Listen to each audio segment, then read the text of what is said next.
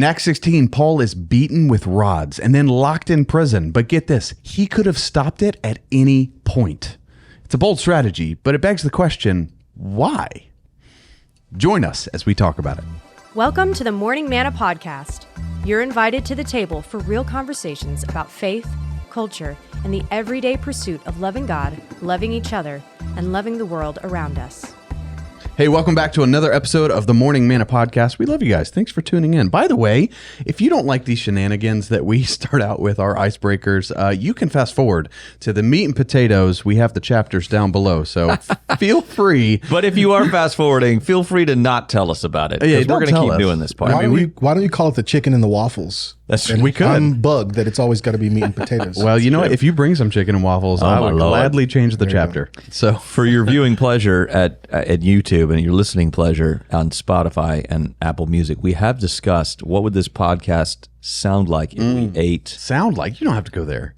I think That's our numbers the problem, would go though, right? up. You think the numbers would go up if we ate on screen? ASMR is a thing. Yeah, there's a subculture. There's a subculture that's waiting for us to smack our lips and describe the tasting. I'm telling you. No, wait. You can fast forward if you want. I thought ASMR was like pouring rice into a bowl or something. part of it. That's part of it too. Calming sounds. There's nothing about people eating that is a calming sound. I'm telling That's not you, real. I Some think people like it. Jaedon, your culture, the one who came up with this. I do not like that. Do you have friends who like who Yeah, do that? I They'll have watch friends people who eat. go to sleep listening to stuff like No, that. Like what? watching people eat is not the same as listening, because Yeah, watching listening. people eat is called mukbang, and that's a whole other subculture online. Oh, I didn't know Either about way, watching and listening, that's like a Hold 20,000 on. viewer. Well, I'm bump still we would stuck get. on what my son just said. You have friends that go to sleep to ASMR? Like what? Yeah, like laundry sounds and Okay. like Yeah. what are those little popper things? Popping those. Wow. What? I don't know. I Dude, don't do that. I got on this kick for a short Now, period hold of on. time of cleaning rugs. What do you go to sleep to at night? I mean, I listen to like a fireplace sounds, but He does. it's calming. He does. I listen watch to rain. Say. I watched the rug thing. The rug too, thing? yeah. Dude, it's interesting. Brooklyn is fireplace too. So there are 4 bedrooms upstairs in our home. They're the little girls where it's completely quiet. There's Rachel and I where it's quiet, like, grown adults. And then the other 2 rooms, it sounds like they're on fire. What a boomer. This guy. All right. Producer Andrew, we don't have Bryson on the show today because he was in like Panama or something. On a mission trip? Yeah. Holier But than thou. we do have producer Andrew. What's going on? What do you got? What's up, guys? So good to be with all of y'all today. So just to kind of recap from last week, you may notice that Nick is not in a wig. Yeah, that's right. I did notice. Yeah. I wondered. I'm so happy. There weren't enough comments. No, the reason he's not in a wig yet is because there was not 750 likes. Guys, if y'all want to make this Too bad. happen, So you're wait. going to have to do it next time. The wig looks good on him, by the way. And by good, I mean horrible. Okay. It's great. When you said that and the way you said it, I was like, wait. Yeah, He slow down. tried it on for you like that. It got awkward We do have a for me. wig. Yeah. And he did try it on. I did. He was ready. I mean, That's good Okay. stuff. You Wow. were gonna own up to it. I don't I know. was gonna So own up we're to it. saying we're going forward saying that any episode gets 750 likes. When I didn't we break, say that. When we break that, well, I'll say it then. When we break one episode, 750 likes, we will get Nick on here in a wig. I second the motion. There you go. Yeah, great. Well, hold Any on just a discussion? second because I'm Any not the discussion? only bald All in bearded favor? man on this show. But I'm not afraid. can I just pause for a second? You think that I'm going to try to make that strong human There's being that. right there? Hold on, I'm trying to leverage something here. I mean, I'm trying to leverage something. So, are you saying that you'll wear a wig with me? Absolutely. I'm not afraid. No way! Oh, guys, I 700 love it. likes. I love Come it. on, Yeah. come on. he just knocked it down by 50. That's what I'm talking about. Spotify, y'all need to switch over to YouTube real right. quick. Wow. Smash that like button. Wow. Okay. That's awesome. What do you got for us, Andrew? So as per normal, we're gonna do a little bit of behind the curtain with Andrew. Maybe switch it up a little bit. But we have 2 Fletchers here today. We Behind have the curtain with Andrew. behind the curtain. Weird. Oh, but- Listen, I had a way I was going to go with this, and I said that's too far behind the curtain. So we switched it up a little bit. But we got 2 Fletchers with us today. We have Chris and Jaedon, and Come on. the Yeah. reality is we're just, he's my younger brother. yeah. Nope. Who's the son? Who's the son? But I wanted to know, how did y'all come to name, you and Ray, Jaedon? Where did his name come from? What was the inspiration? His name, he's one of the builders on the wall in Nehemiah, I think 6. He builds, Jaedon is a Hebrew name. he builds on the wall with Nehemiah. And so what led y'all to name him that? She had a baby book name, and it's his middle name is Reese, which means fiery. And so Nice. a biblical name with a spark to it. It's why it's this tattoo right up here. That's his name in Hebrew. And then You're that's so cool. his middle name is Reese, which is Welsh. It means fire. And that's where we got his name. Very nice. Very nice. Well, getting to know you a little bit. Hey, Hey, we're behind the curtain. Look at that. behind the curtain. Is I was the- wondering where we were going behind the curtain. But we're not done yet. Is the what? Is the spelling like is No. that exact? Like, Oh, no. It's a very weird way to spell it. I'd Well, like to so point that out. dear son, yeah, thank you for pointing that out. Dear son, what we did was we started with the biblical regular spelling, and then we went, let's turn this into a second grader's nightmare. And so that's how we. So now, like anywhere I go, when I'm ordering or anything, they're like, "What's the name, Jaedon?" It's never gonna be spelled the way I spell it. Thanks, Dad. So- And God bless you, son. It's in alphabetical It's order, even- though. That's my wife's name is the same way. That's true. She is Jaemi. That's true. I've never spelled your wife's name on the first try. I've known her forever. No one I spells have it right. never The same way. spelled. I rarely spell my son's name right. That's true. Wow. Well, It's messed up in my phone. the picture's not even his son. No, it's just some random dude. That's all fun and games. But some more fun and games. So this is for everybody at the table. 2 questions for you. What are your middle names? We already got Reese over there, so we don't even need that one, Jaedon. What are your middle names? And then if you could pick any other name for yourself, what would it be? Oh, okay.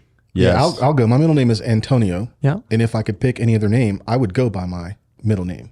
Like Tony? Okay. I would go by Tony. Yeah, my oldest son is Carlo Antonio II. Yep. And we were going to call him Anthony James because I always wanted to be called Tony. Let's name him like Anthony. that. 11th hour, I said, no, I want someone named after me. Carlo Antonio, but we're going to call him Tony. So my oldest son, his whole life has been Tony Serrano. Tony Serrano. He sounds like Yes. an Italian mob Yes. boss. Is what he sounds like. So if I could change, I would actually go by my middle name and be good. Tony Tell you Serrano. what, I only have one leg because in a hit ordered by Tony Serrano, That's it. the other one I'm telling got you. shot off. You know what I mean? That is yes. My middle name is Michael. I'm named after my father.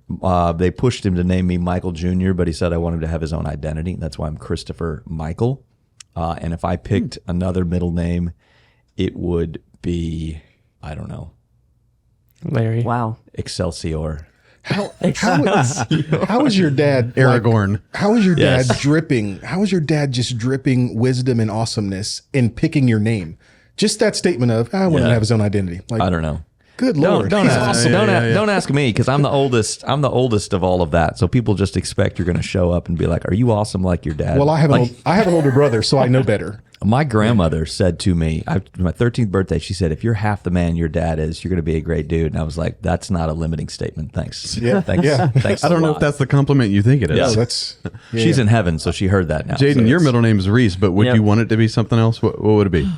no one's watching this. I don't It's know. okay. Yeah. Yeah, be honest. Your mom is definitely not watching this. Well, I'm on it, so there's no way she's impressed enough. even though I'm lactose intolerant, I really like cheese. Cheese. So Parmesan. I thought he was saying cheese. No. I really like cheese. Jaedon Parmesan. Jaedon Cheese Fletcher. Parmesan with a He is J. lactose intolerant, and he always acts like if we have a long car ride, he's like, "I'm going to throw caution to the wind." It's like, would you not throw caution to the wind? But he, Hey, they're not limitations. It's just a side effect I have. So, I love that perspective. That's good. It doesn't own that's you. just how I'd see it. doesn't own you. About you. that's fantastic perspective. If you're in a tube with the windows rolled up, you I have love that, Jaedon. For his future wife, remember that. Yeah, that's Oh, good. no. Nick, what All about right. you? My middle name is Randolph. That is actually a family name. My grandfather, Wow. my father, me, and my son all have middle Nicky names. Randy? Randolph. Yeah, Randy. There you Nicky go. Randy. If I could change it though, here's the thing. I love a good manly name that incorporates an animal. So you got like Bear Grylls and you got Tiger Woods. I say Cougar. Now here's the thing. Now listen, hold on just a second. Nick Cougar. Oh, John Cougar. Hey man, made some good music. Hey, it sounds strong. But That listen. sounds like somebody you don't want to admit to your parents you were hanging out with last night. I was with Nick Cougar. It's like, whoa, wait a minute. We Nick told you Cougar. not to be with. Hey man, Easy. and you could hyphenate it too. So like, you got to say Nick Cougar. You just don't call me Nick. You call me Nick Cougar. All right. It sounds Now, here's the like thing. they'd make a Netflix documentary about you after you'd been in jail for 4 years. Like, this no, is the like the shocking Cougar truth. King? True story of Nick Cougar. The cougar. Now here's the thing. I realize in our culture, cougar can represent something else. Yeah. But I say we take back the cougar. we got to make the cougar righteous. PBC. Take back the Cougar. Make Cougars great again. I don't want to. No, we can move on. Yeah, I was going to say, where's the producer? Help us. Plane's taking off. Help All us. right. All right. So thank you guys for joining in on that. Now, Hey. for everybody else, hey, audience, guest, everybody watching, we want to know if you could change any of their names. If you could change Nick's name, if you could change Carlo's name. Our Yes. names. Oh, I This thought is you were them going a talking different about their own direction. names? Yes, no. Oh, Your wow. names. Okay. So we want you to name these guys, There you and go. our favorite name from next week in the comments below. We're gonna say it on the podcast. Oh, that's going to get And- dangerous. I'm gonna make a lot of fake accounts and rename Nick. I'm just telling you right now. All the crazy ones you see, that's me on a fake account. Nick, coming yeah. in. Boom. Good Is this landing. a giveaway? For you listening That's at the home, giveaway. Nick just Whoa, caught a check it book out. and then dropped something out of it. This is the Challenge of Acts. This is a great book. This is N.T. Wright. We're in the series called Acts right now. This is one of the main books that we've been reading through, and there's a lot of other sources we've used as well. But this one has been a fantastic read if you want to dive deeper into the book of Acts. Fantastic book. You want to add anything to that? No, so has Jonathan's doctoral work through Manna University. That's been the chief source. Absolutely. Jonathan Fletcher's. Yep. Yeah.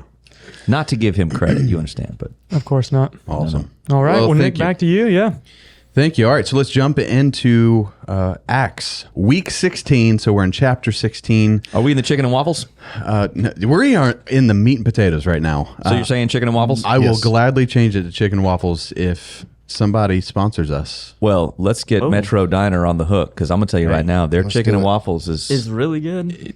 It's pretty good. It's really good. it's really There good. you go. Hey, I'm not opposed to it. Y'all think we're kidding, but for real, like, If we get a food and drink sponsor, we will food and drink on this show.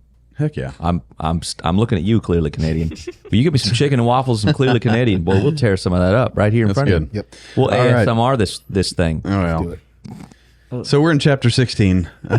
We're on the heels of the Jerusalem Council that just happened. They came up with the decision that, hey, you don't need to convert to Judaism in order to be a Christian. You don't have to be circumcised.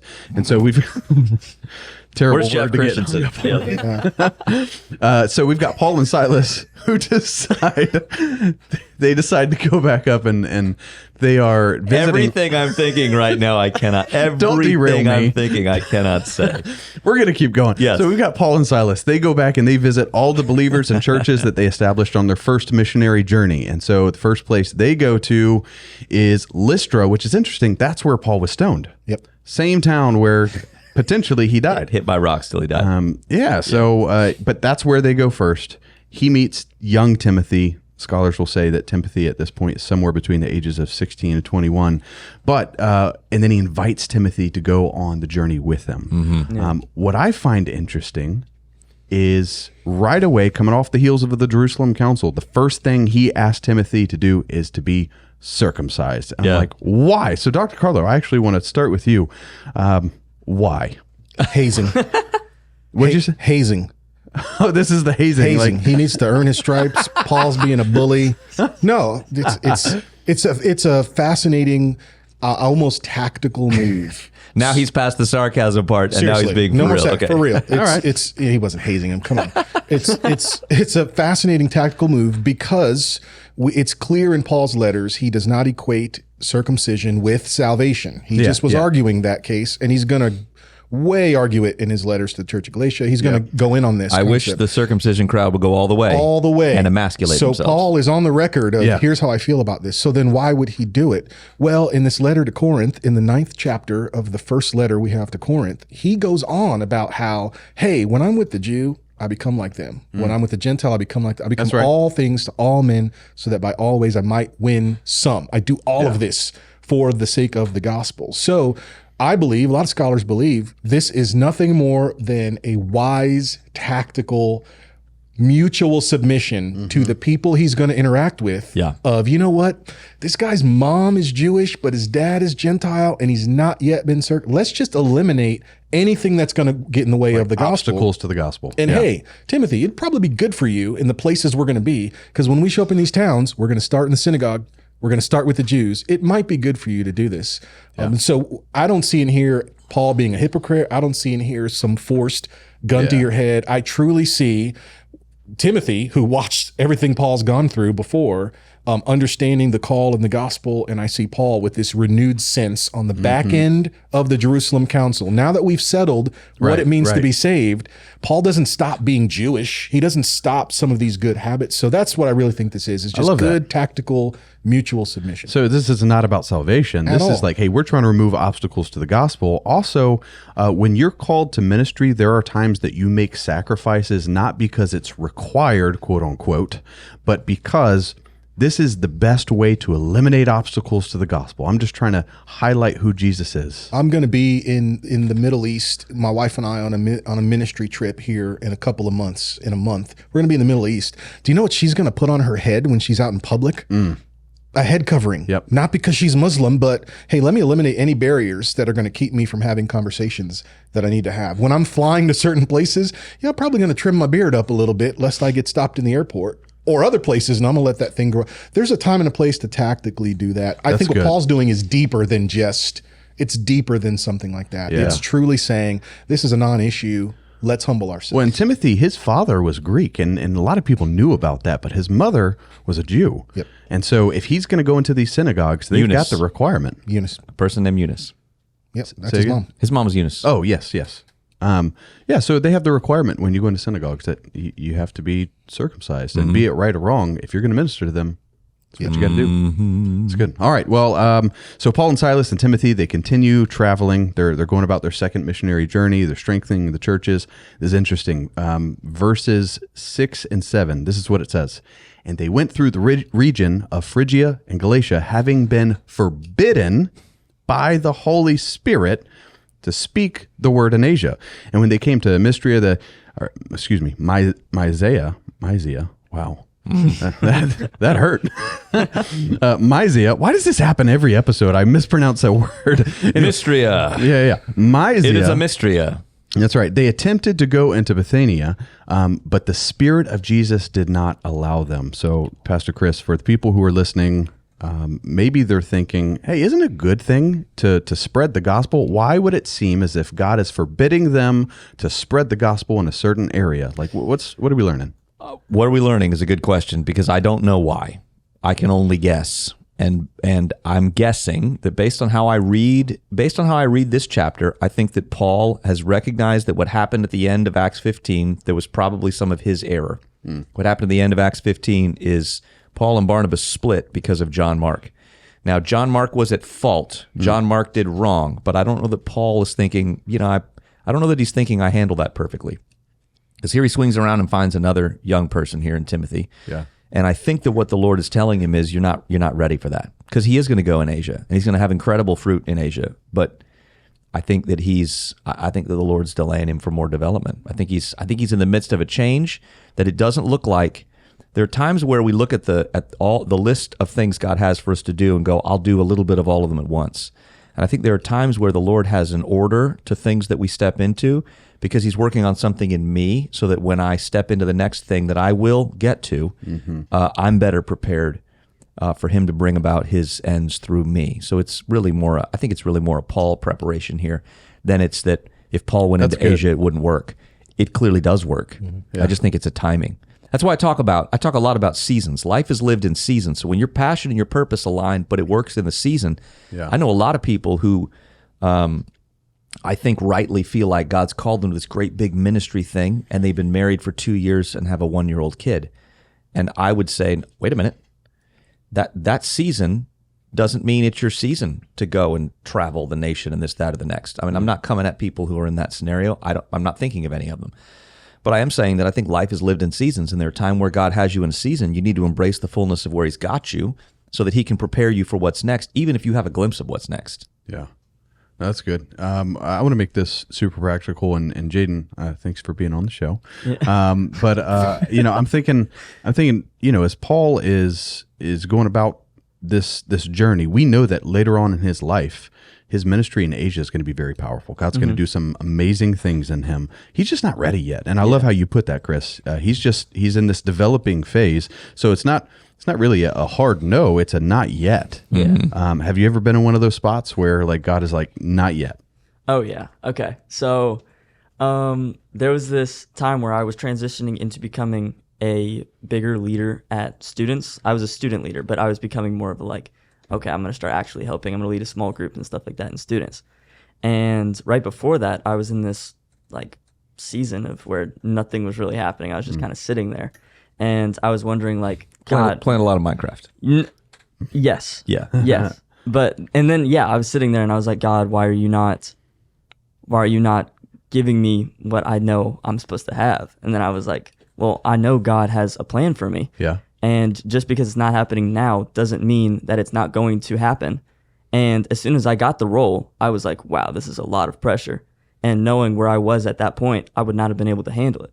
So God gives you everything you're supposed to get when you can actually handle it. And I was like, that's when I realized that. I did not tell him to say that, but that's Yeah. I No, like- I in like fact, that a lot. I mean, you could argue in some ways you're still in the not yet season. You're still Oh, yeah. training for what you know God has for you. Yeah. And there's nothing wrong with that. So I want to ask you, just to follow up with that then. So for someone who might be watching right now, maybe they recognize I'm in that waiting pattern right now. I'm in the not yet season. What's one of the best things they could do right now in this season? For me, what helped me the most was to humble myself. I am very stubborn. And so I think I saw your head go I was like, we were very similar. That's awesome. I'm under the bus, but I'm bringing you under. Let's go. So we have, Like father, like son. I will admit that. He's mostly right. His mom plays in the equation as well, but he is mostly right. It is mostly. Well, she doesn't watch, so you're safe. Yeah, right. But, where was I going with that? Humility. What do you do in this sorry. season Yeah. of waiting?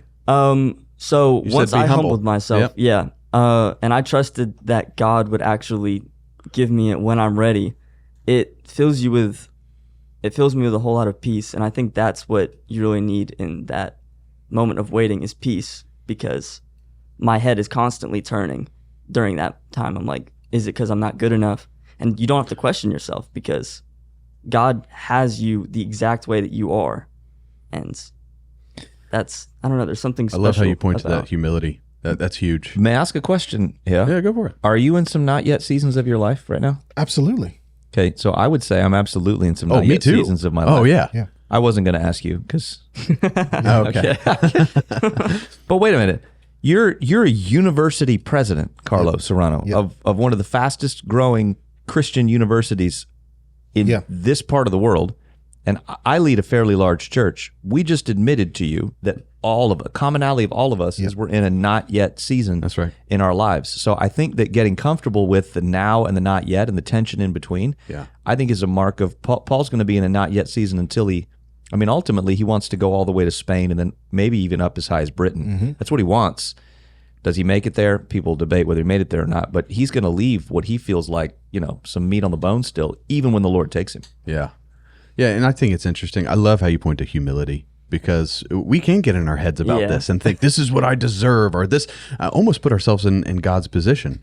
Like what we were saying earlier about, well, isn't this good? Isn't it good to spread the gospel? Shouldn't I be doing, get in our heads and convince ourselves, right? Yeah. But sometimes the answer is I need to wait and embrace the season that he's got in front of me. And sometimes we start spinning our wheels so much thinking about tomorrow that we miss what God has for us today. Exactly.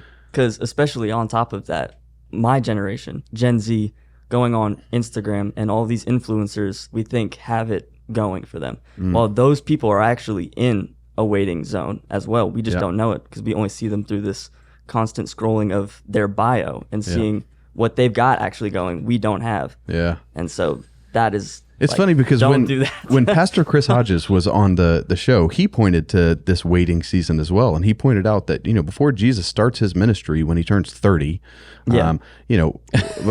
before he starts his ministry, there's not a whole lot of passages that speak to that other than he was growing in wisdom and stature. Right. Mm-hmm. Okay.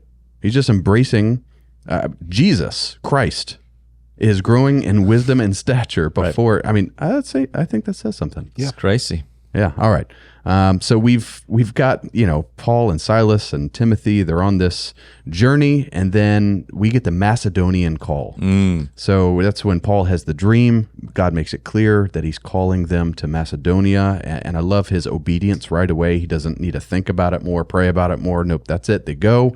And so they go to Macedonia, which is interesting because this is where the verbiage changes from them to we. Mm-hmm. So as Luke is writing this, you can see that, this is probably where Luke's on the trip. Mm-hmm. Yeah, now he's on the trip with them. So that's kind of cool. But as he's writing, they talk about, they get to Philippi, and a couple of things happen. First of which is the conversion of Lydia. So I want to talk about that. Yep. Can I say before we get to this, sure. really 90 seconds, before we get to that, I think that Paul's reaction to God's no and wait, I think his right reaction in the midst of that is what empowers his really quick when the Lord says yes and pivots him and sends him to Philippi. That's good. So Philippi is in Greece. It's in the Greek mainland, right? Yep. So I sometimes I'm all the time challenged by my natural inclination to sort of pout and whine and go, just sit down and go, well, God said no, so I guess I'm going to sit here until he comes along and makes this other thing happen. I think it's my right response to his no that empowers me when he says yes, and a lot of times yes to the thing that maybe wasn't on the top of my list. Yeah, starting with obedience, huh? Yeah, so they're after do better with the no. After verse 6, I think, when they're given the no, you can't go, you're forbidden, it just transitions. So here's where they went. That's right. And then a vision comes, and then immediately they went to where that new thing was. So we're just going to keep going after God, and we're not going to feel some kind of way when God says no. I wish that I was more attuned to Holy Spirit's voice when he's saying, slow down, stop, do. And 2 hours ago, I received this gift miracle situation of God that I was going to go make happen in 2 weeks, and preemptively, it happened. I literally just canceled a flight and canceled trips. Like, I don't have to go do this now because it all worked out. And in my reflection, I know that's the lesson I'm learning is, man, if you just would have listened a little harder, a little more.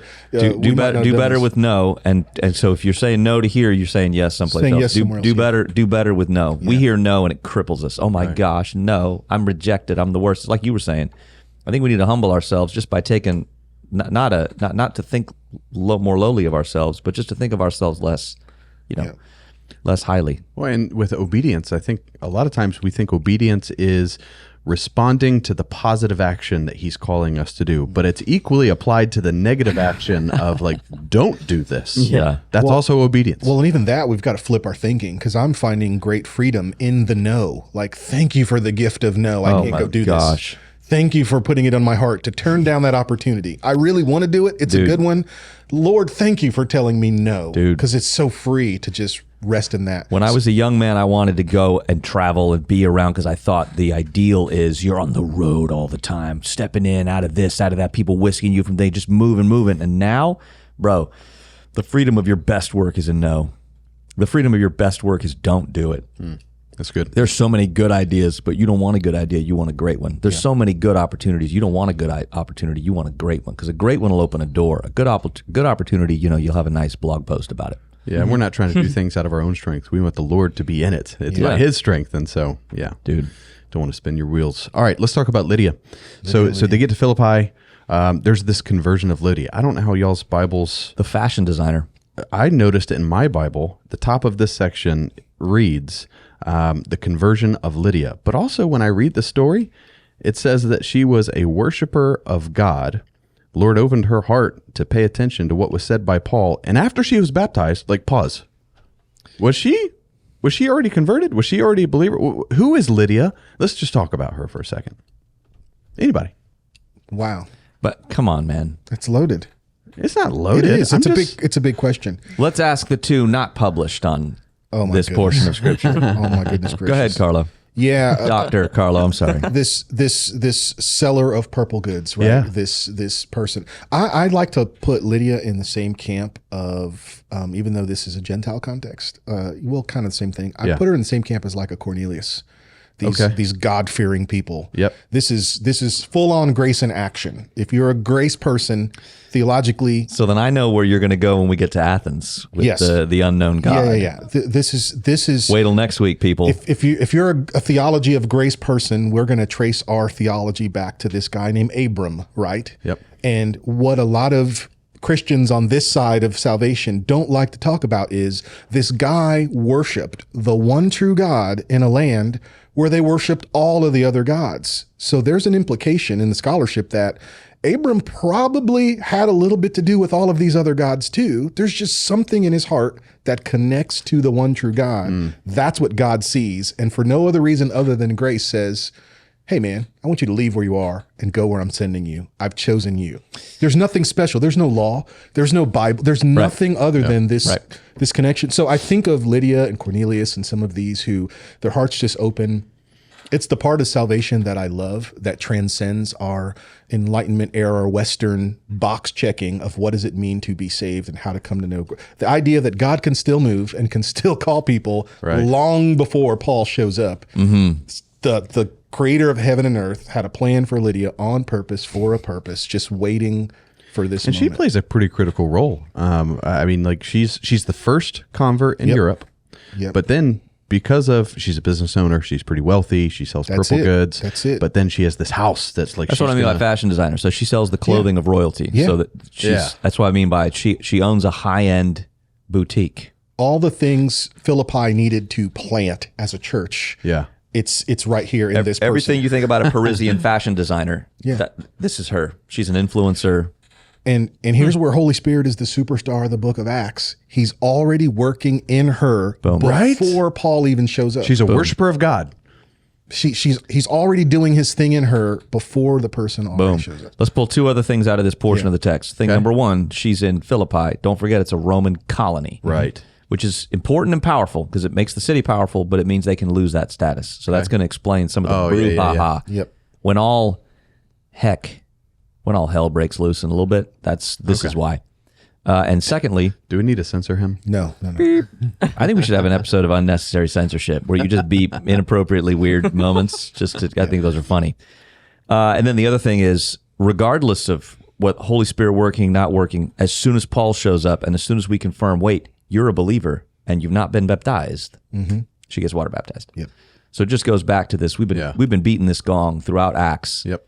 Because, here at the Manna Church in Fayetteville, I'm going to swing back around to this water baptism thing. You haven't been water baptized since you believe. Let's take that step. Yep. All right. Well, so after Lydia's conversion, again, there's a number of things that happen in Philippi. The next thing happens is there's a demon-possessed girl. In fact, there's a lot that's going on in this story. So, Dr. Carlo, I want to let you just kind of share the story, but also you can unpack as you go what's happening in this story and how do we get to the place that, oh no, Paul and Silas are now arrested. So we don't have the kind of time in the message to rabbit trail into this. This is where I'm going to get in trouble preaching this because I'm going to want to talk about every. That's why I'm handing it to every you. dot Here you and go. tittle. Do your thing. Because it all matters. Essentially, you had these springs in the area that scholars would say would cause these young ladies to lose their mind, basically be high, be tripping, and they would tell fortune. There were hallucinogenic vapors that were coming from the earth or the mountain or something. So this young lady, of course, there's some demonic activity in that, but either way, she's earning money for others by telling fortunes. And there comes a point where they move away from that vapor and that power begins to wane and they're sold into a slavery and used for whatever reasons slaves would be used for. So in this moment, she's earning money for someone. Someone is getting loaded off of her ability to fortune tell and all the dark activity that's happening in her. So she does what the demon does when it comes in contact with the power of God, especially through someone like Paul. And again, not trying to create some hierarchy and ranking system of super Christian or that, but can we just agree that the Apostle Paul is the Apostle Paul for a reason? He's in the Bible and I'm not. And so my shadow hasn't raised anyone from the dead yet. No, this true. This is the real deal. And so she's yelling out. Basically, she's putting their business in the street. These are servants of the Most High. She's just, whatever's happening, she's telling Which is everyone. true. And it's true. And the scripture says Paul becomes annoyed. Greatly. Greatly annoyed. I have been greatly annoyed for a variety of reasons. And I never get greatly of all annoyed. the things Luke tells us, like, you know, you have those conversations. If I could talk to an author of the Bible, I want to ask him, why did you give us this seemingly mundane stuff? And you didn't tell us why Right. he got annoyed. Like, I want more juice here. Right. He doesn't tell us why. In the sovereignty of God. I'll tell you what I think. I think Paul is annoyed because of the oppression and the slavery, both spiritually and literally, that this woman is dealing with. I think Paul's annoyance is not in what she's saying, not that she's drawing attention to them. Hello, Paul wants attention when he shows up. He's not making it a secret. I think the absolute explicit injustice that's taking place and everyone is okay with it. I think that's what makes him become greatly annoyed. And you get something from the text that makes you think that? I think just because he just deals with let's set her free. I agree. Let's set her free. Here's the problem. She just needs freedom. I agree. Freedom. Okay. So I mean, Because he could have. He's Paul, right? So we've seen Paul be like, no, that's not going to be what's best for me. Like that's the last chapter. Yeah. No, John Mark is a turkey. He's not what's best. Let's move along. This is the same guy. He walks in so much power. He could have sat him down and gone, all right, we're going to do this again. Let me give you, but he decides not to. Yep. So Paul has operated based on this is what's best for me in my ministry. And that's not important. Double negative on purpose. It is important. But in this case, he does not do what's best for his ministry because he's about to get whooped because of what he does. But he acts for her. you think he realizes there's going to be consequences on the other side of that? Or I it's just- think that, not to commandeer the conversation, but I see Acts 16 as a next gen. Yeah, Paul using. I think Paul has seen the example of Barnabas, the guy who called him in, and I think that he's a little convicted because of how he needed to grow from Acts 15. And so I think he thinks, I need to be more serious about next gen. So he grabs Timothy, and then there's this slave girl, and he's looking around going, is no one's gonna take care of this girl? Right. So he doesn't just stop and go, let me bring you to the side and do something and then keep going, because he could just keep going where everyone's listening, be real private about it. Instead, he delivers her in front of everyone in a way that is not helpful for his and Silas. And the deliverance is not, young girl, stop it. Do you want to be healed? Here's what's wrong with you. He just says, I command you in the name of, he gets to the bottom line. Yeah. Here's the problem. You need freedom. And there it is. I don't know if there's an answer to this or not, but as I was reading it, and in fact, producer Andrew and I were talking about this yesterday, there's a phrase in there that says, and she kept doing this for many days. And it made me think, like, how come I don't know, like, it took many days for him to get greatly annoyed. But I don't know if that has to do with, I mean, like you said, he realizes what's happening behind the scenes. And maybe I'm speculating, but as I was reading that, I was wondering, like, okay, he's new to this area. He's learning their customs and what's happening. Maybe it took a while for him to figure out what's the deal with this girl? And, like, what's the backstory here? Oh, there's actually oppression that's going on. People are using her for human slavery. I don't know. It just got my gears going. Anyway, so keep going with the story, though. So he speaks to the demon. Yeah, so the result of her walking in, one, the freedom of Jesus, and now this lived out, idealized justice, she's set free. The result of that is the people who were benefiting from the slavery, from the injustice, are now at a loss. So the people who get mad are the very people who tolerated the injustice and were profiting. It made their lives easier for her to be in that situation. So that's what causes them to raise up a fuss. Yeah. Don't cancel me, but don't cancel. I mean, I could go down a rabbit trail on that one. I am picking up what you're putting down, because what you're saying is that what we see with Paul getting rolled up here is people who go, no, this hurts my financial bottom line. I want a little ease for myself. I don't care who I'm trampling on. I just prefer a little ease for myself. Please keep clear of injustice from me. I'd rather not look at it today and just continue on with my comfortable life. Yeah. And I think, okay, we're not going to preach that, but if we camped on it for a minute, I think there's warning. I think there's warning number one. I think we need to be on the lookout to bulldoze things that are in next gen's way. We need to think about how we can bring the next generation along. I think that's lesson we won't preach number one from this text. And I think lesson number two from this text is how actually uncomfortable, like to the point where you'll act about it, do you take people's oppression and injustice? And like the Lord's pretty serious about it. And I would say we in America are pretty good at talking about it and pointing at it and blaming political leaders. And that goes to your question of, did Paul know there was consequences on the back end? Right. I think he was so committed to this way of Christ, he didn't care. Didn't care. Because I love that. Because for Paul, I said yes to Jesus. This will end in my death. To live is Christ, to die is gain. Yeah. I pledge my allegiance to Jesus. The only way this is ending is I'm going to be poured out like an offering, which is what he actually says. That's right. So for him, all the stuff in between, I honestly don't think he's thinking about, what are they going to do in the synagogue when I stand up and say, good news, we don't Forget need the temple. consequences. He was not even thinking about it because he's Good already, news. Good We don't need news. the We temple. don't need this because he's already made up his mind Man. that my end is going to be like Jesus' end. Remember the early church, and again, I'm not calling us to be masochists and seek out getting hurt, but to the early church, there was no alternative to the end of their life. For them, the highest goal was, we got to go out like the master did. What an honor if we get to suffer. It's going to be different. What an honor if we get to be beaten like powerful. him. That's how the early church lived their lives. So we've got Paul and Silas who they're beaten and then they're arrested. But when they're beaten, isn't it interesting that Paul and Silas are the only ones who are beaten, not Timothy? You've got Paul and Silas who have Roman citizenship. They're not supposed to be beaten. But Timothy, he's a Jew. He doesn't have Roman citizenship, and yet he's the only one who's not beaten. Chris, what's really happening here? What do we learn about Paul's leadership? I think Paul took one for Timothy. Yep. There again is a next gen thing. So there's some clues in the text. They say these Jews.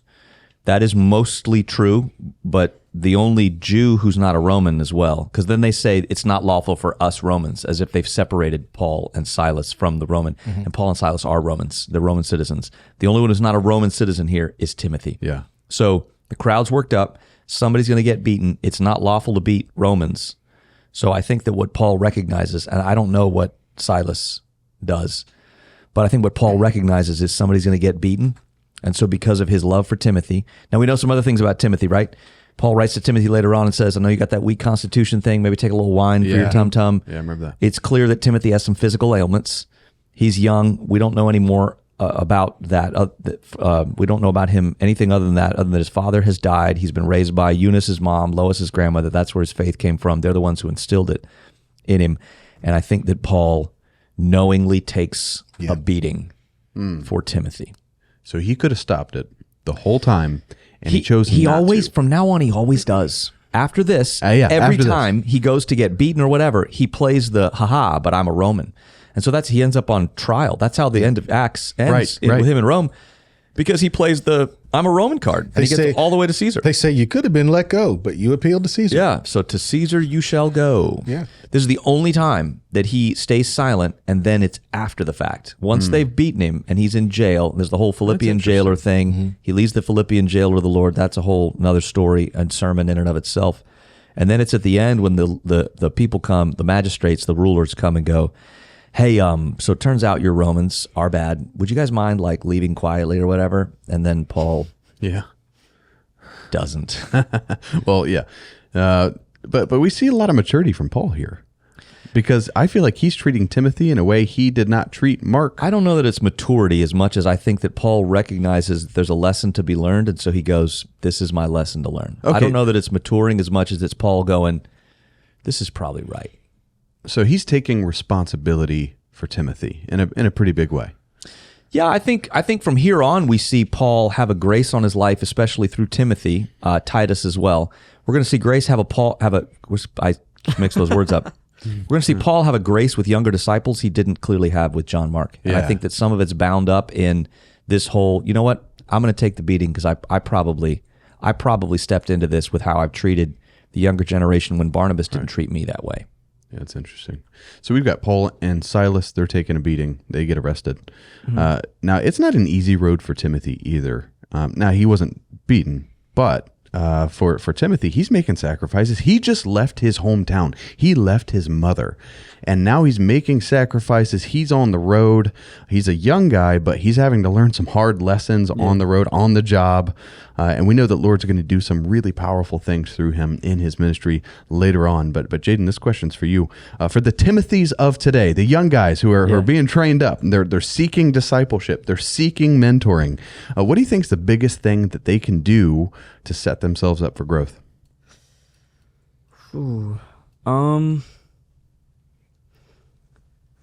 It's kind of tricky because for me, it's prayer, but on the other hands connected to that, it's very dangerous because I often question, why didn't God fully fulfill what I prayed for? And that's not the thing. God's not holding me back God doesn't hold back you from what you're supposed to be doing.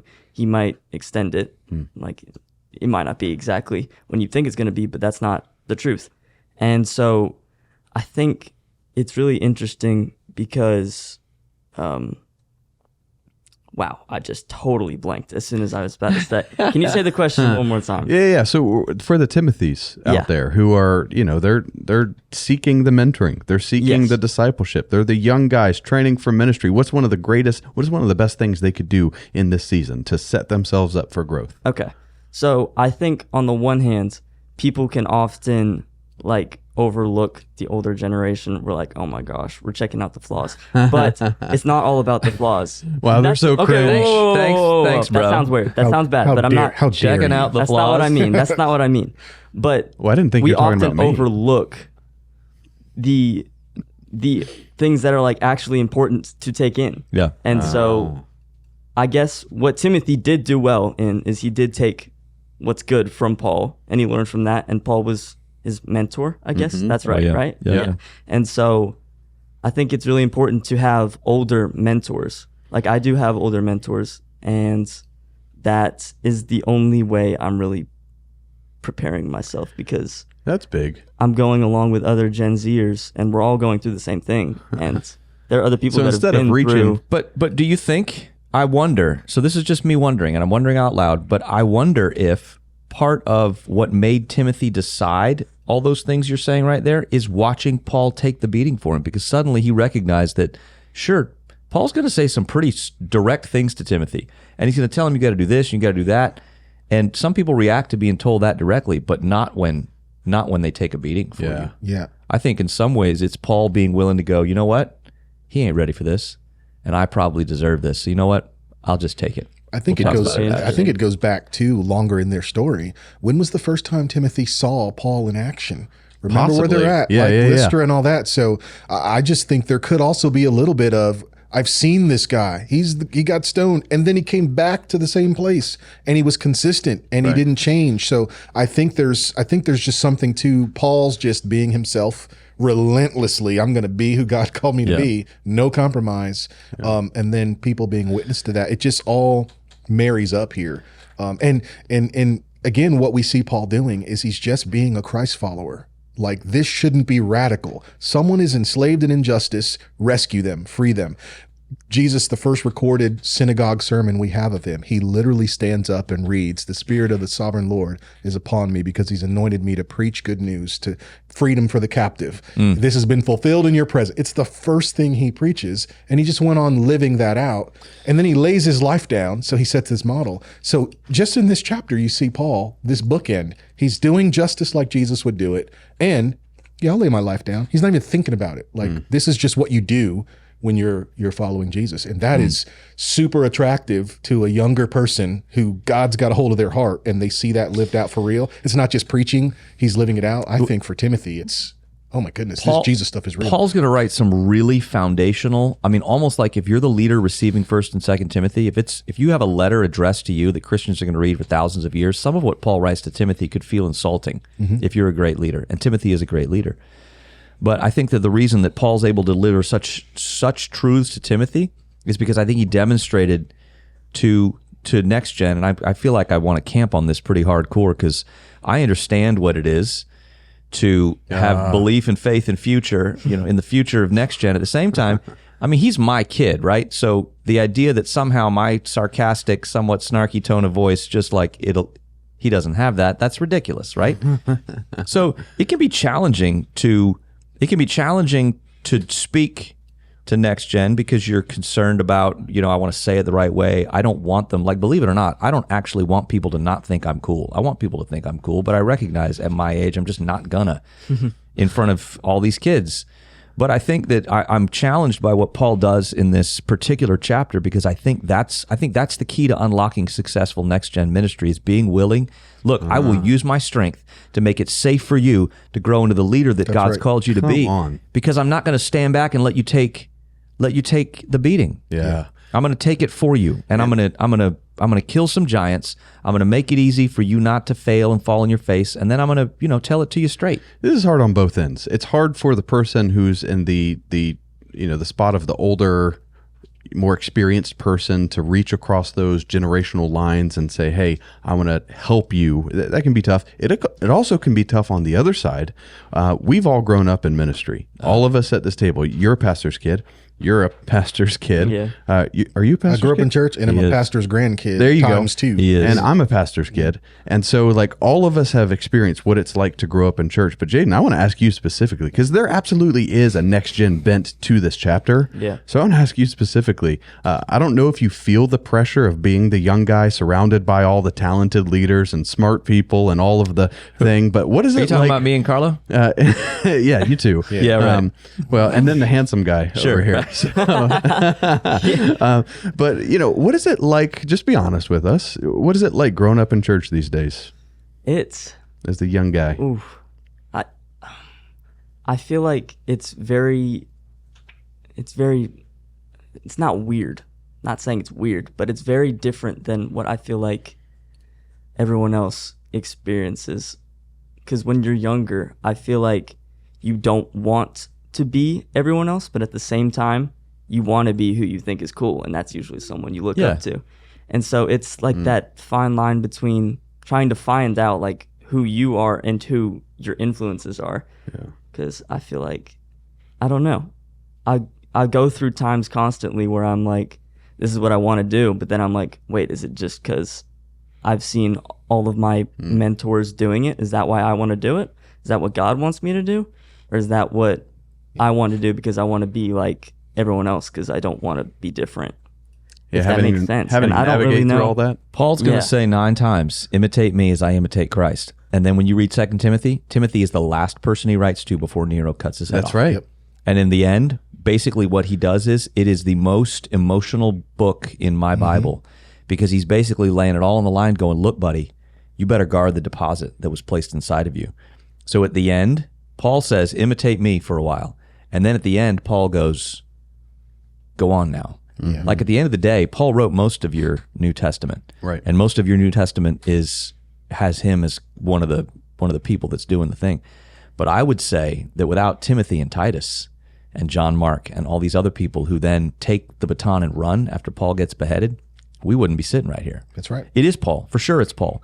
But at the same time, it's successful next-gen transfer. And I keep coming back to what makes that safe. What made it safe for me, Grant Skeldon's my friend. And he says that one of the things that is common among leaders who make it work is they had somebody in the generation before who believed in them and who called greatness out of them. Yeah. I think it's not just children and their parents. I think that it is incumbent. I think it is a requirement of our faith to be like Jesus and to see greatness in the next generation, call it out of them, and then take the beating that comes as a result of standing close enough to them to absorb the blows. This is great. I love that we're talking about this. I hear you challenging two groups of people. There's the people who do have the experience, who the challenge for them is, hey, despite how awkward it may be, and I know you want to look cool or whatever, but it is incumbent upon us to reach across the threshold of generational divide and call young people up. Also, there's a challenge for young people.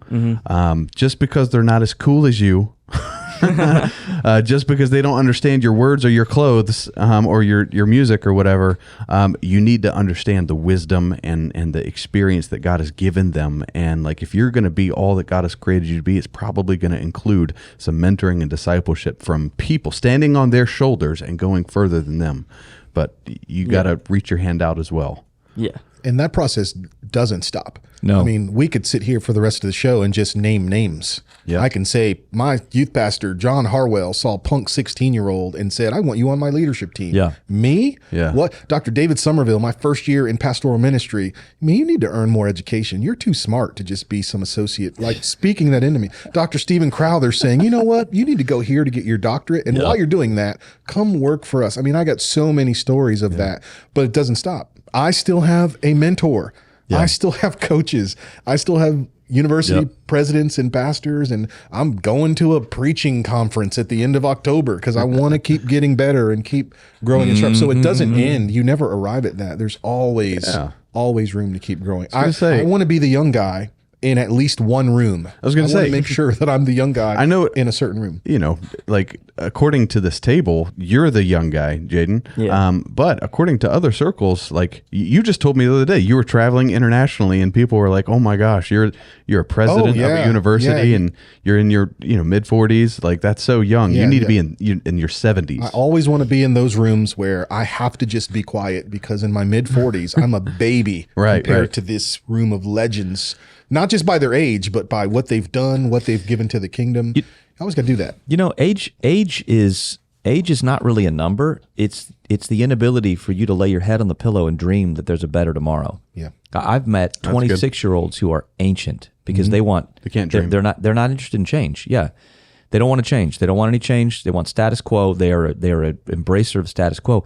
And I remember you know the name Reggie McNeil? Oh, yeah. He wrote the book Work of the Heart. Yeah. Reg Cakes has emailed me like within the last couple of weeks. What'd you call him? Reg Cakes. Yeah. Very good. I read his book Work of the Heart in my master's program at the Manna University, and then I met him at a gig in San Diego. And this is not a joke. I said, Reggie, bro, I'll travel with you. I'll carry your bags. Like I just want to be around you, absorbing the stuff that you've got because I'm not enthralled with 40-year-olds who've done it and accomplished. You've accomplished nothing.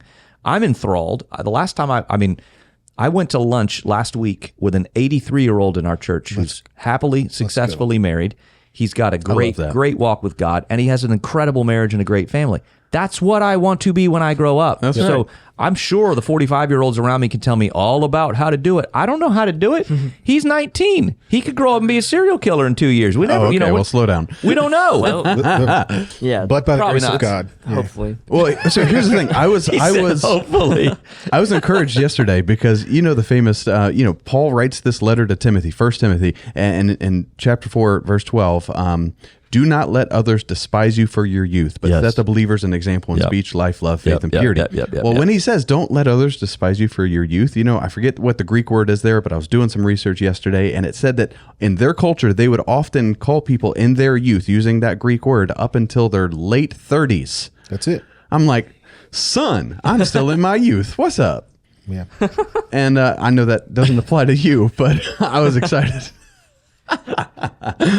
Producer Andrew is laughing harder at that statement than any other statement before. Hey, Producer Andrew, you are in your youth. You are still somewhat offended. I think it was like 6 or 7 months ago after a Thursday night, Nick made that comment in front of me and you, like, us young guys, and you called him out like, bro, that's right. Hey, live in the now, man. I'm not going to let people despise me for my youth. No one's despising you. We're not despising you. We're not going to let people despise us for our youth. You keep saying, you keep using that word youth. It does not mean what you think it means. For you, it really doesn't. No. All right, so we've got Paul and Silas. They get beaten, they're arrested, and they're thrown in prison. But God wasn't done with them yet. They start singing, and they're listening to Hillsong and Bethel worship and whatever. I don't know. But they start singing hymns. Careful. Get out of our comments. Yeah, sorry. But they're singing hymns, and all of a sudden there's this earthquake. I mean, you've got doors that are open, shackles that are opened, and hearts that are open. You see what I did there? That's the stupidest preaching segue I've ever heard in my life. Come on, somebody. Go ahead and hit that like button. Anyway. Are you saying chains? Are you saying chains fall, fear bow? Is that what you're saying? Oh, okay. Well, Dr. Carlo, would you tell us what happens with the jailer here? Yeah, I love this story. We're not going to go there in the sermon, but there is something powerful about these jokers singing a hymn. Yep. One of my most memorable sermons I ever heard in my life, Pastor Eddie Turner, he said, when it comes to doing ministry, some will, some won't. don't, so what? Someone else is waiting. It's this whole sermon on, you can't focus on who's not with you. You can't focus on just right now, someone's waiting for you to live out who God's called you. And he actually preaches it from this text. Like, these jailers were waiting, like someone to bring them the gospel, someone to give them some testimony. So I just love that you see these guys in jail, like, this is what we signed up for. Hey, let's worship. They've been beaten. Yeah. It's very graphic, the beating that they had. Scholars will tell you these guys are like no clothes in a dungeon where the toilet is running beneath their feet. Like, it's awful conditions. Another fun fact, this is the same place this happens to Paul, beaten to a bloody pulp. And then he writes back to them and says, rejoice in the Lord. I'll tell you again, rejoice in the Lord. My goodness. Let your gentleness be evident to all. The Lord is near. Like, do not be anxious about anything, but in everything to pray. He writes this to the very people where this was his introduction to them. Powerful. Yeah. And so that's what happens. They're just rejoicing in the Lord. The joy of the Lord is their strength. I'm not being cliche or, for real. or overly biblical. Like, literally, that's what's sustaining them. And it's just the perfect environment. They didn't manufacture anything. Oh my goodness. They didn't manufacture anything. They're not forcing the Holy Spirit to move. It's not because they sang this right song in this right key and that's what caused the chains to fall and that's what caused the earth to rattle. Like, stop it. Yeah. That's not what happened. This is another one of those where Holy Spirit was all They were singing in the right frequency and the right. It was 6/8 clearly. 6/8 because God only moves in 6/8. I love that you pointed that out. Holy Spirit is already there, stirring in the heart of this jailer. And this is just the time that it's executed. And what God uses is the back of the praise of his people who are just doing their thing. We don't see in the text that they were calling out for deliverance. We don't see that they were praying for their chains to break. We don't see that they were praying for freedom and rescue. They're just singing a hymn, worshiping God, and he shows up. So yeah, that happens. And that guy's about to kill himself, the jailer. Because Why? Because everyone's free.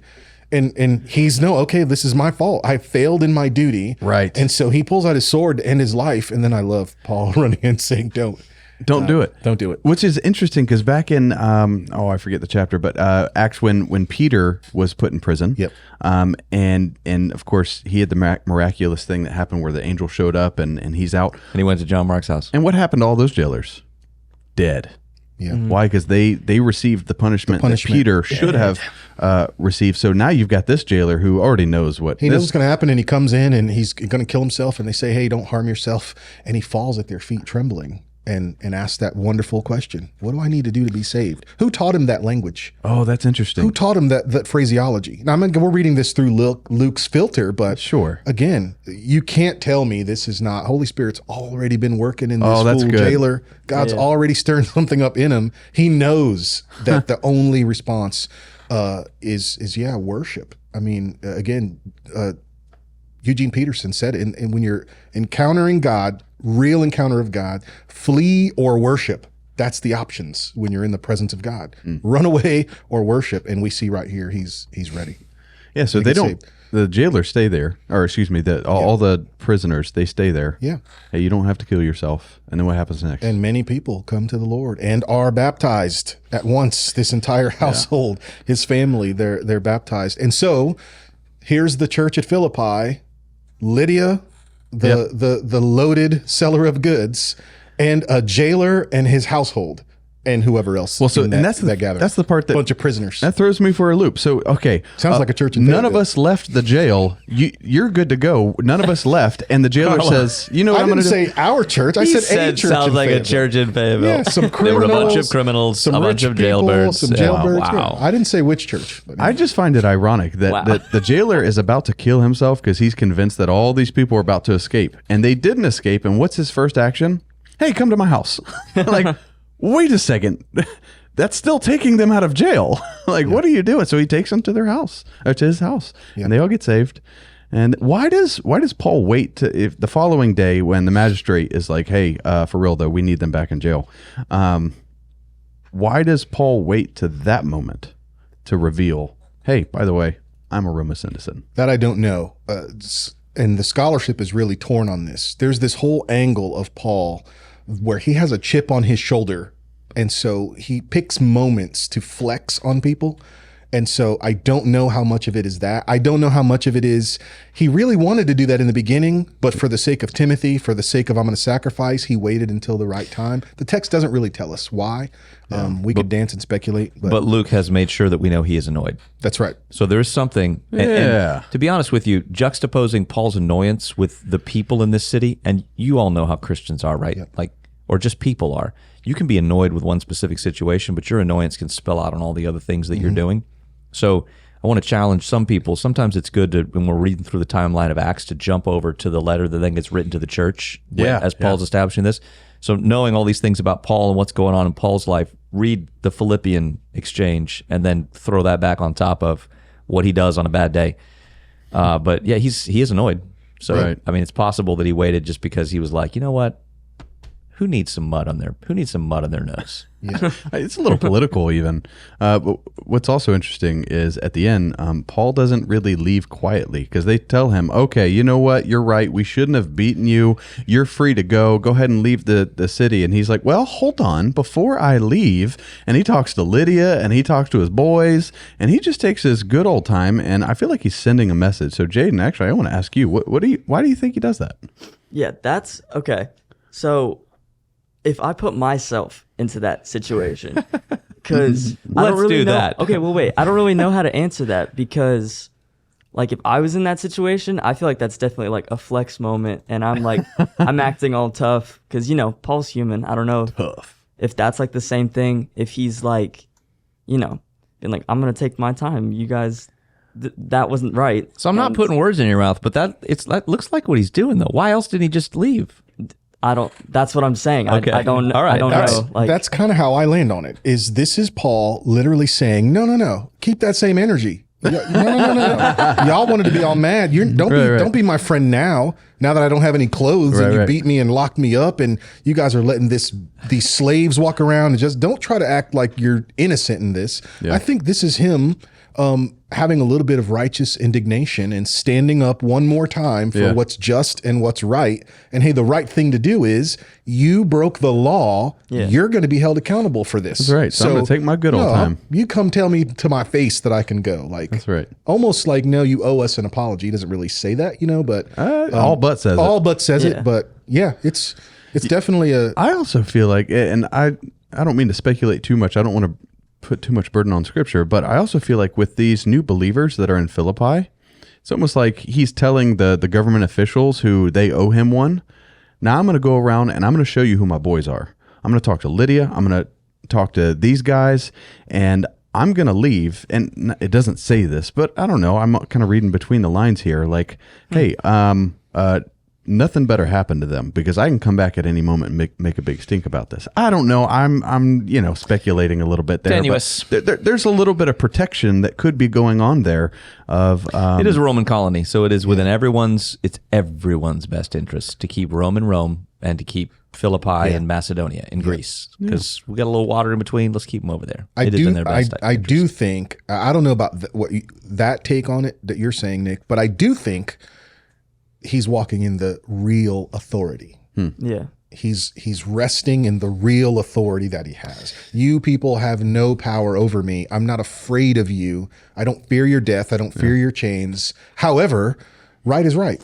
And you did the wrong thing. I am interested in you finishing your thought though, because I'm interested in what you think about whether or not he was right or wrong to have been like, I was done wrong by. So then he goes back and goes, well, no, I feel like, he definitely was right. I feel like I think it was bold, and I feel like it was also tactical in a way, because proving that he has the upper hand now, I feel like, if that makes sense. No, it does. Yeah. I'm going to remember next time you've been wronged. Oh, I see what Jaden's doing. He's tactically getting the upper hand. I was interested because I wanted to know. I wanted to know. This isn't personal experience. Is it not personal experience? I mean, you did say if I'm going to put myself in the story. So, I mean, I did do that. You made it personal.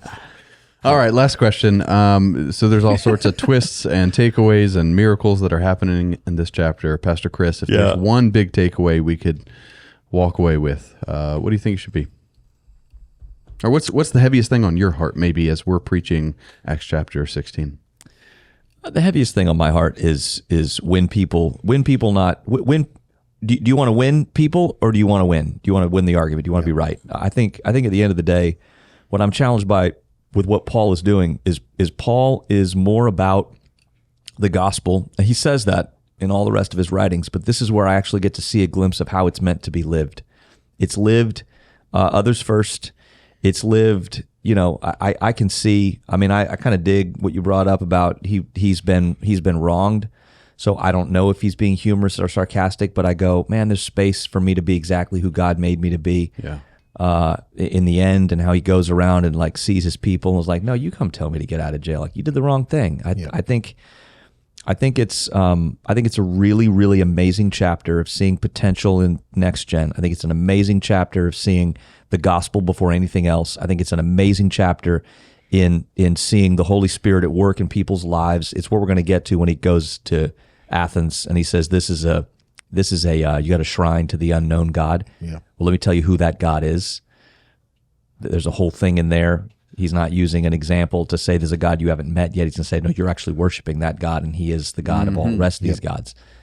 Anyway, I see a very powerful God pulling the strings to orchestrate things to his end in a way that looks like, on the surface, exactly like my life. No, yes, wait, not yet, you're not ready.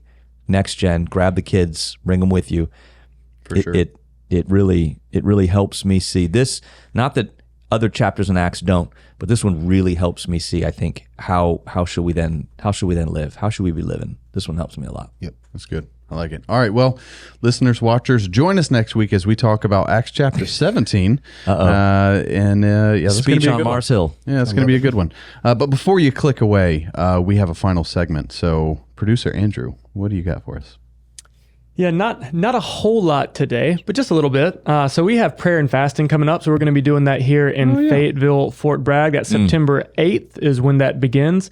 But if you're listening in, you can join us as well. We're going to get some prayer points that come out. We'd love for you to join us as we seek God and align together. And hey, if you want to, drop it in the comments below. Have you fasted before? Do you have an encouragement for people who are fasting? Maybe some things that you've done that have helped you. We would love to hear from you.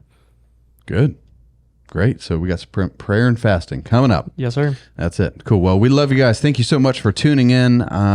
Hey, go ahead and smash that like button. Share this with somebody. Smash that like button 750 times, and Nick and Carlo are doing this next week. Wait, did we say 750 or did we say 700? I'm fine to say 7. Whatever it takes to get you in a wig. That's it. More likes than last week. Yeah. Oh, wow. Okay. let's do it. Well, Was it not a lot of likes? I don't know. We'll have some fun with it. I don't. Anyway. He doesn't want to wear a wig. I don't care. I must admit, I, like my wife, am not a consumer of our own content. That's true. Right. Well, hey, if you live in the Fort Bragg area, we want to invite you to some of our in-person services. You can go to our website, manna.church, to see all of our service times, locations. We'd love to have you join us. If you don't live here, tune in online, YouTube. You can see all of our services right there. But we love you guys. God bless you. Until next time, let's change the world. Check out our website, manna.church, to find ways you can get connected with our services, small groups, outreaches, and more.